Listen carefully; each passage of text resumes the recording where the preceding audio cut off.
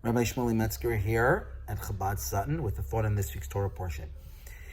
It's a custom to mine the Torah portion for wisdom to apply to what's going on around us. And if we look at this week's Torah portion, we find something actually fascinating. It says that there are twins that are born to Yitzchak and Rivka, Isaac and Rebekah. And as young children, they're the same. But then as they get older, their personality begins to emerge. So it says about Jacob or Yaakov, Ish Tam Yeshiv Ehalem. He's very sincere. They say nice Jewish boy. And he studies Torah all day. And his brother, Esau or Esav, it says that he's an Ish Sada, he's a man of the field. Sayed Vifiv, he's very clever. He knows how to trap. So what's interesting, what has been pointed out, is that first Yaakov, it says his personality, what he's about inside, and then it says his external, what he is externally, and the inverse of that when it comes to his brother Esau. And I think that a lesson that we can glean from this is that they're both important, by the way. The veneer is important and the inside is important, but in Yaakov's case, first what's going on inside is primary, and then from there the beauty starts from within, and then it works its way out. So the lesson here is that we all, some parents, we want our kids to have a new backpack, we want them to have cute sneakers. This is all good. What's more important is, I think we'll all agree, is how they feel about themselves, that they have a healthy self-esteem, that we invest time and energy in them. And I think also that a hazard that we have to avoid, which sometimes is, that we look at the externalities and less so at what's going on inside. So if we would stop at Otisville, there's a prison upstate.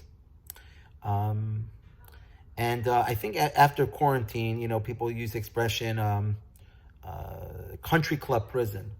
I think with people quarantining at home, people, it would seem, hopefully would be more sensitive to people, nonviolent criminals, and they're up there. And I think if you were to stop someone there and say, "Sir, what would you prefer, 39 lashes or 50 years in prison?" I suspect that although, what's called cruel and unusual punishment usually refers to, if a person will have a bruise, but the intangibles, how a person feels inside, it's easy to forget about that, and it's important during this time to learn from Jacob that it starts inside and then it works its way outside. And so you see people walking around outside, and screaming, wear a mask, which is very important. Or even if someone's wearing a mask, they're running after people, but not over your nose. These things are all important. But what's equally as important is to not, God forbid, to contribute to this feeling of dystopia, but to smile and to validate other people and to stop someone and say, how are you feeling? How are you navigating this time? This is as important. And so I encourage you and encourage myself and encourage all of us to be ambassadors of Pnimiyus. In Hebrew, Pnimiyus is what's internal, to convey what's inside. And it's very empowering when we can glean lessons from the Torah, because the Torah, it's all about what's inner, also what's outer, but it starts from inside. It's interesting that the Rebbe, until 1970, the Chabad tradition, they didn't really use crowns, a crown on a Torah, that is, because the beauty is within. The person who wrote the Torah is a Torah scholar, a God-fearing person. Who cares if there's a crown? It's just external. But the reality is that people do judge a book by its cover, and its trappings are important, but only secondary. And so, my dear friends, I would like to conclude this with wishing every single one of you that with blessing, that with emotional health and mental health, and that all together we could somehow make this world and the city of New York a better place, and that we all feel essential.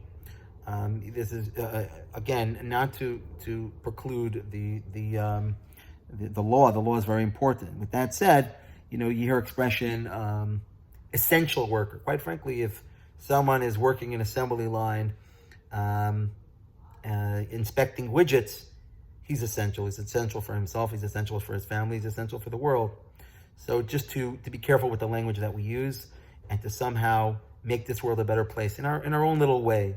Smile at people, smile at your doorman, smile at your neighbor, visit your senior, do whatever you can to make the world a better place. And I look forward to seeing you in Shul Shabbos, in our outdoor social distancing minyan with heaters. It's going to be amazing. See you then.